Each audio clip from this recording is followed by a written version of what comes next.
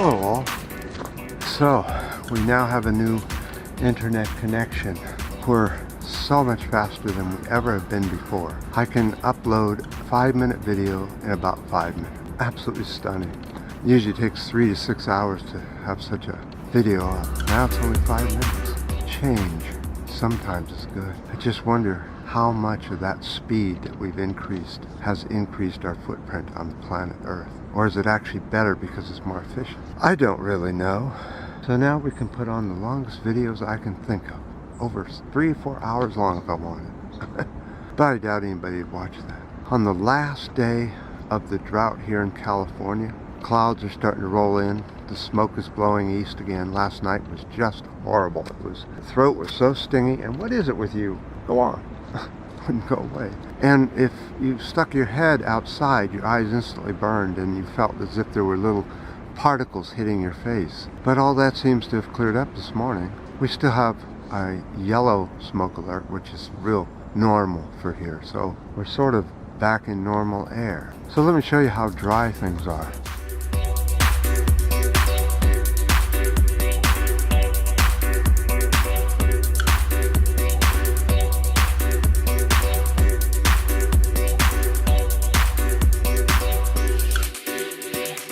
So I wanted to talk about how come people have this laziness about changing their behavior because of climate change. You know, if you were in a car headed for a wall, you wouldn't be sitting there, oh, that wall's not really coming. Oh, I'll fix it later. I'll do something later. Oh, I took out a milk carton the other day and put it in recycling. But that's about as far as they go. And the reason is because this wall, even though it's coming very quickly in geologic terms, for humans it's rather slow. So they don't notice it coming. What does it mean when you don't notice it coming?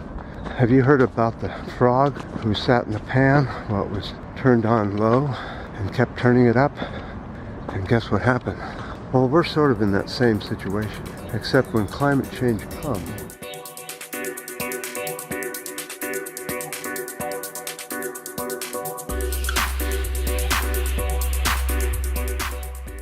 as it comes in spurts and pieces. Storms get bigger and meaner, not all storms. Drought becomes more severe, and things like washed out bridges and roads, and people dying in certain places, like in a fire, by the thousand. Now you remember what the U.S. did when 9/11 happened here in the U.S., where 2 buildings came down and about 2,000 some odd people were killed. Look what the U.S. did. Look at how many trillions of dollars we spent on trying to combat something that can't be won, such as terrorism. Jesus. Well, so they've spent probably $7 trillion on this whole thing since 2000. They don't think anything of that.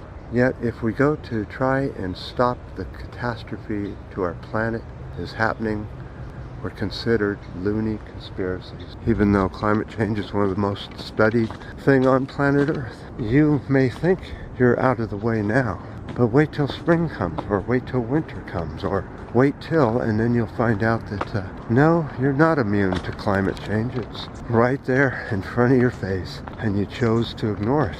And when humans choose to ignore something in a big, massive way, history has shown that can really be quite a disaster. Beautiful morning. 60s, low 60s. Just beautiful. No wind, a little bit of fog and smoke mixed together. Let's continue on.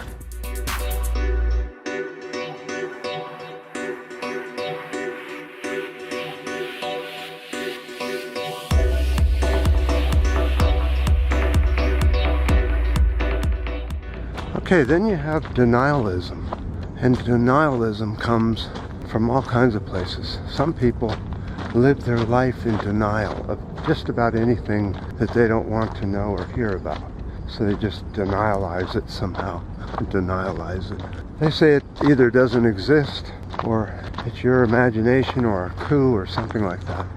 Now, let's go back to our car scenario. If we're ripping at 200 miles an hour towards a wall, and we're going to hit that wall in 5 minutes, do you think there's such things as denialists in there? But yet that's what we're doing to ourselves on the planet Earth. It's right in front of us. It's just so big we don't see it. You know, it's going to be interesting to see if this sixth mass extinction will continue or if we'll halt it in time. You know, technology is really making some really interesting changes. It'd be a shame that we got so close to a one-type society and we blew it. Huh. It'd be really worth just a little bit of lifestyle changes.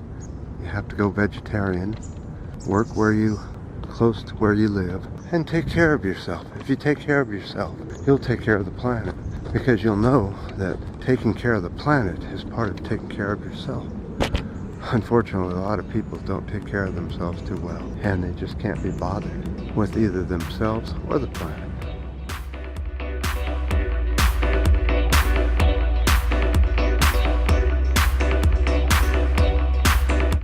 And then there's the third thing, the doing. You know, you may believe and you may have conquered the denialism, but then there's what do we do? And that hangs up people, and they'll turn off and click out because they don't know what to do. And the to-do thing is really boring, horribly boring. So I'm not going to bore you with the list, but there are plenty of websites that show you what you can do. So there is one thing that I want to talk about real quickly that you can do for lifestyle changes, and it doesn't even hurt that much. It's getting rid of one-use plastic.